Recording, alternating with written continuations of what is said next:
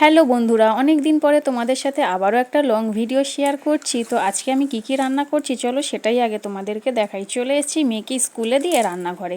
আর এখানে আমি চিচিঙ্গে আলু পেঁয়াজ কেটে নিয়েছি, ভাজা করব। আমাদের পাশের বাড়িতে চিচিঙ্গে হয়েছিল তাই দিয়েছিল, সেটাই রান্না করছি।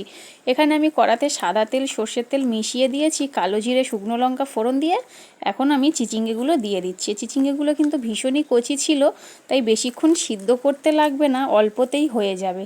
তো যাই হোক, তোমাদেরকে যেটা বলছিলাম, বাড়িতে একটা সমস্যা হয়ে গেছিলো, যার জন্য এতদিন আমি ভিডিও করতে পারিনি। সবসময় মাথার মধ্যে একটা চিন্তা কাজ করতো, কি করব কি করব না। যাই হোক, এখন সব কিছু স্বাভাবিক হয়ে গেছে। এখন থেকে আমি কিন্তু প্রায় ব্লগ দেওয়ার চেষ্টা করব। আর দেখো, তোমাদের সাথে কথা বলতে বলতে কিন্তু আমি চিচিঙ্গে ভাজাটা বসিয়ে দিয়েছি। এখানে আমি মাছের ঝোল করব, তাই সবজি নিয়ে বসে পড়েছি। আমি পটল আলু টমেটো পেঁয়াজ সব কিছুই নিয়ে নিয়েছি। পটলটা অল্প দেব, সবজি আমাদের কেউ খেতে চায় না। আমি আর আমার বর খাই, আর আমার মেয়ে তো একদমই মাছ খায় না, ওর জন্য একটু আলু ভাজবো। তাই কড়াটা বসিয়ে কড়াতে তেল দিয়েছি, ততক্ষণ তেলটা গরম হতে থাক, আমি এদিকে মাছে নুন হলুদটা মাখিয়ে নিই। সবজি তো কেউ খায় না, তাই একদম অল্প করেই আমি সবজি দিই, আমরা দুজনে খাবো। আর এদিকে দেখো, কড়াতে তেল গরম হয়ে গেছে, এখন আমি আলুটা দিয়ে দিচ্ছি।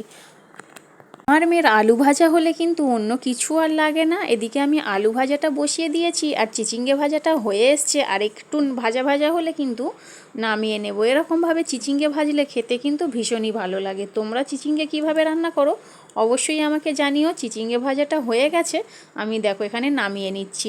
অনেক বেলা হয়ে গেছে, তাই ভাবলাম তাড়াতাড়ি দুটো গ্যাস জ্বালিয়ে ঝটপট রান্নাটা সেরে নিই।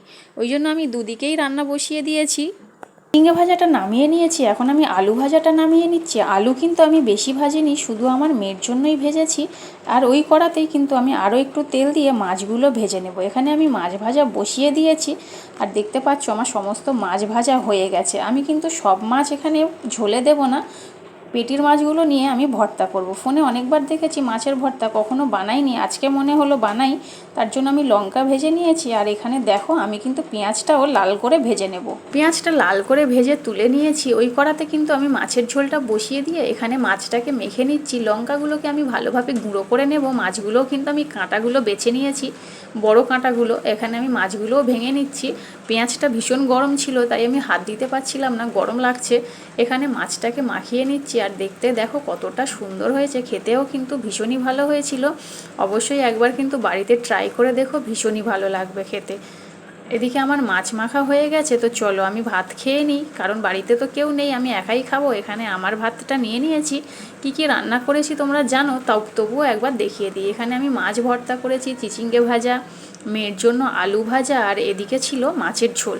তো চলো আমি খেয়ে নিই, খাওয়া দাওয়া করে নিয়ে তোমাদের সাথে আবার দেখা হবে। খেতে বসেছি, তার মধ্যেই আকাশ অন্ধকার করে বৃষ্টি চলে এসছে। আর এখানে দেখো এত বৃষ্টি হচ্ছে, ঝড় হচ্ছে, আর সেরকম বাজ পড়ছিল। আমার তো ভীষণ ভয় লাগছে। তার মধ্যে আমার বড় চলে এসছে বাড়িতে, ওকেও আমি খেতে দিয়ে দিলাম। আর এদিকে দেখো এত বৃষ্টি হচ্ছে, তার মধ্যে মেয়ের স্কুলে মিটিং ছিল।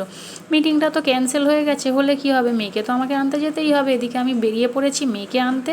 আর আমাদের এখানে এত জল জমেছে কি বলবো, আর সেরকম বাজ পড়ছিল, আমার যেতে যেতে ভীষণই ভয় লাগছিল। আমি বাড়িতে চলে এসেছি, পুরো ভিজে গেছি। আসার পরে বর বললো একটু আম কাটো। এখানে আমি আম কেটে নিয়েছি। তো চলো আমি আম খেতে থাকি, আর তোমরা ভিডিওটাকে লাইক অ্যান্ড ফলো করে নাও। চলো টাটা সবাইকে, ভালো থেকো।